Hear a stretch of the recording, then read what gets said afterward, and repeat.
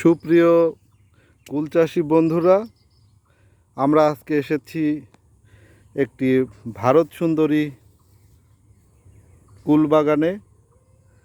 দেখতে পাচ্ছেন একজন কুল চাষি ভাই, উনি এই যে বড়ই গাছের নিচের ডালগুলো কেটে দিচ্ছেন। আসলে দেখুন, এই নিচের ডালগুলো, এখান থেকে উনি 3টা ডাল কেটে দিচ্ছেন, আর একটা কাটা হবে। এটা থাকবে না। আসলে এর একটা রহস্য আছে।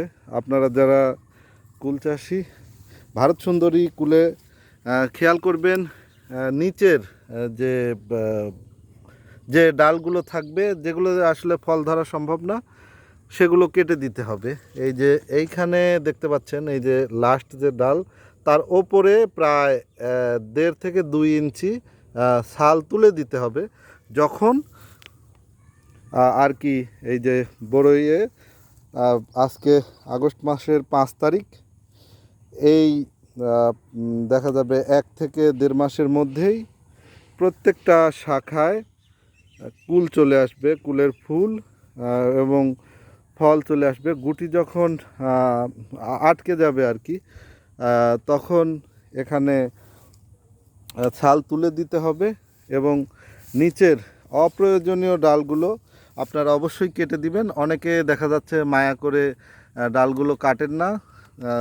তো বেশি জঙ্গল অন্ধকার হলে দেখা যাচ্ছে পোকামাকড়ের আক্রমণ হয়, ওপরে অসংখ্য ডাল হবে। এই যে এখন দেখতে পাচ্ছেন গাছের এই অবস্থা।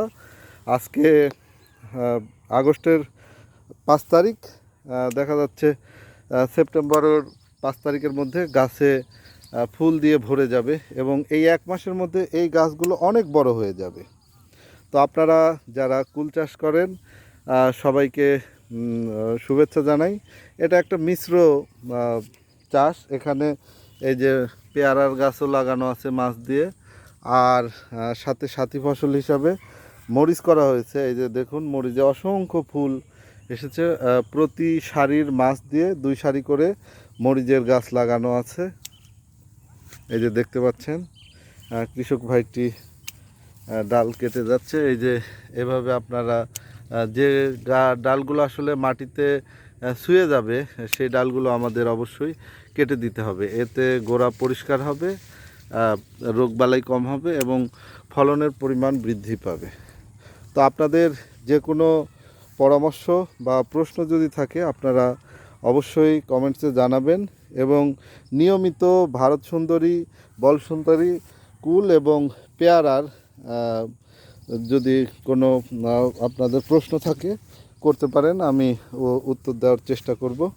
আর এই সময় অবশ্যই জমিতে সার দেওয়া যাবে না, কারণ এখন প্রচুর বৃষ্টি হচ্ছে। বৃষ্টির মধ্যে সার দিলে গাছগুলো সাধারণত খুব বৃদ্ধি পায় না আর কি, অনেক সময় বৃদ্ধি থেমে যায়। তো সবাইকে শুভেচ্ছা জানাই। আল্লাহ হাফেজ।